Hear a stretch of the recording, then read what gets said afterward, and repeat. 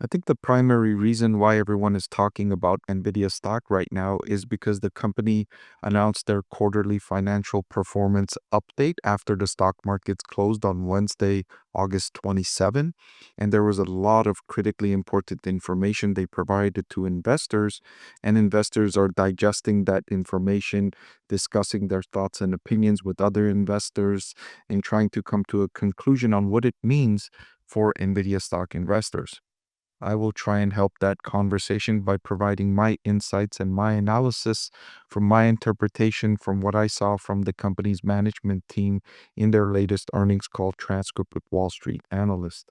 I'll share with you the details, the things that I highlighted as being important for NVIDIA stock investors, and what I think they mean for shareholders and those that are on the sidelines looking to perhaps add NVIDIA shares but not quite certain.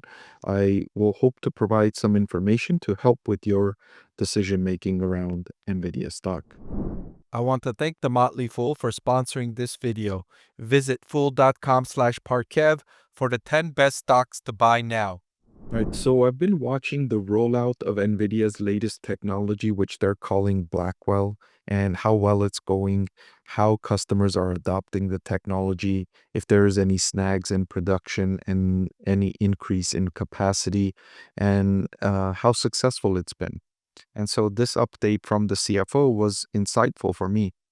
The CFO said that the new Blackwell Ultra platform has also had a strong quarter, generating tens of billions in revenue, and the transition to the GB300 has been seamless for major cloud service providers due to its shared architecture, software, and physical footprint. That was great to hear because anytime you have a new technology, there is concern, there are risks that it doesn't roll out as expected. Maybe the customers don't like what they're getting and they don't buy as much. Or maybe the production doesn't go as planned and the cost of production are much more than you expected. Or maybe there are delays, there needs to be changes, etc. And it's good to hear that these products are selling as expected and production is going as expected. And their major customers, the cloud service providers, which, as you might already know, account for 50% of NVIDIA's data center revenue. So they're big in terms of customer concentration. Microsoft, Amazon, Alphabet, Meta platforms represent a very large percentage of NVIDIA's overall revenue. Now, that's good and bad. It's good in the sense that it allows NVIDIA to serve these customers really effectively because they can have conversations with them and an open dialogue with them and understand what they need and focus their efforts to deliver what these customers need.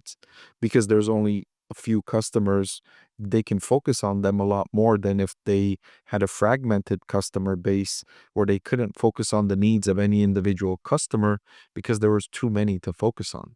So that's the good side of it. The bad side is when you have such a concentration of revenue from relatively few customers, that increases risks that they can gain negotiating power against you and force you to offer lower prices and better terms of sales to these customers because they understand that if they threaten you with going to your competitor, you're going to have to give up some uh, value to retain them as a customer. And so that's a risk. But with NVIDIA, that risk right now is mitigated because NVIDIA is so far ahead of the competition. And so there is no real threat from these large cloud service providers at the moment exercising their negotiating power against NVIDIA. That being said, they are developing that threat. They are developing that capability to bring down prices or bring down or make the negotiating uh, dynamic more equal. Right now, it's heavily in favor of NVIDIA because it's so far ahead of the competition. But those large cloud service providers are making the investments to make it more balanced. They're investing in their own chip building capabilities. They're investing in building up second and third tier providers like AMD and others that are building chips that are not quite as good as NVIDIA's, but they're still giving them an opportunity to make it more balanced. The CFO also said that the current run rate is back at full speed, producing approximately 1,000 racks per week, and the output is expected to accelerate even further throughout the third quarter as additional capacity comes online. That's been what's really impressing me is Nvidia keeps developing this new technology and simultaneously increasing the capacity of supply it's delivering to the market, and it keeps selling out. It keeps increasing capacity and it keeps selling out, increasing capacity, keeps selling out. And so you can understand why the management team sometimes uses adjectives like demand for our products is insane. Demand for our products is outstanding. Demand far exceeds supply because they keep increasing supply and demand keeps exceeding supply. So it seems like the market is just telling NVIDIA, make as much as you can make and we'll buy it, right? Just make it, right? How much? 20% more, 40% more, 60% more? Yes, yes, yes. The customers just keep saying, yes, make more, we'll buy it. And it seems like demand for these products is insane, like the management team says. And it's based on a fundamental value that it's creating. The customers of NVIDIA's products are not dumb. They're really intelligent, excellent businesses that understand the long-term value of their customers and the customer acquisition cost and capital expenditures and how to conduct net present value calculations to determine if an investment is worthwhile or not.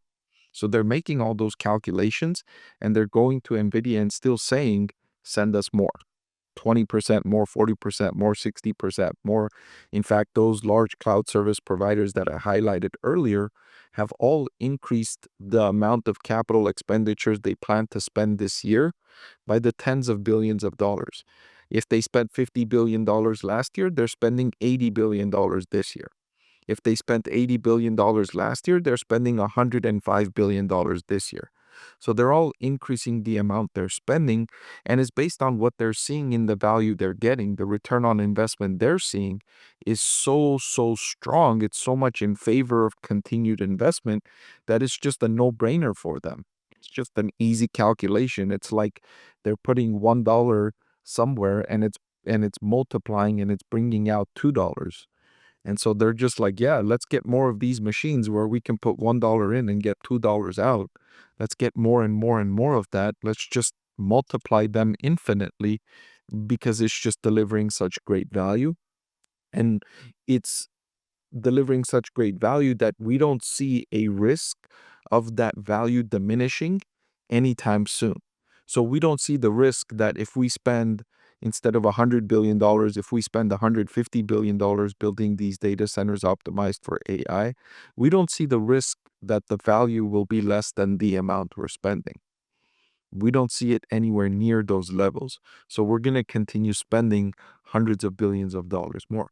Now, this isn't going to last forever, but just in the near term, as these companies build out and update these data centers that were previously based on CPUs and now upgrade them and update them based on GPUs, they're going to see this kind of improvement. In fact, the management teams pointed out that there's a 10x improvement in token per watt energy efficiency, which translates to revenues as data centers are power limited. So if you improve the amount of token per watt you're getting, you're just going to get more tokens because right now you're limited in the amount of output you can deliver because of the limited power. So if you reduce the amount of power it takes for each token, then you can deliver more tokens based on your limited power capacity and in turn generate more revenue because their revenue is they have backlogs of orders and customers waiting for them. As long as they increase the supply, they have customers waiting to buy up that supply also. So a lot of positives delivered from Nvidia in the quarter. And you might say, well, if things sound this good, why did the stock price still fall even after this? And it's because much of these very strong expectations are already priced into Nvidia stock. So it's not like what I'm talking about here is a secret to stock market investors. Investors understand this. Investors know that this company has great prospects over the next few years and probably over the next decade.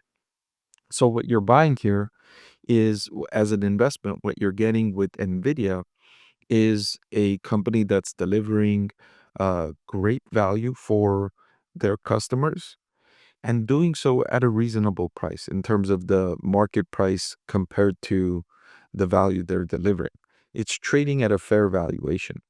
And an excellent business at a fair valuation, as I often say, is a great value for long term investors. Hey everyone, so many of you have been asking about my investing strategy, and I'm excited to announce that I've written a book that's available for sale now that describes my 6-step investing framework for evaluating stocks. I've added the link in the description below.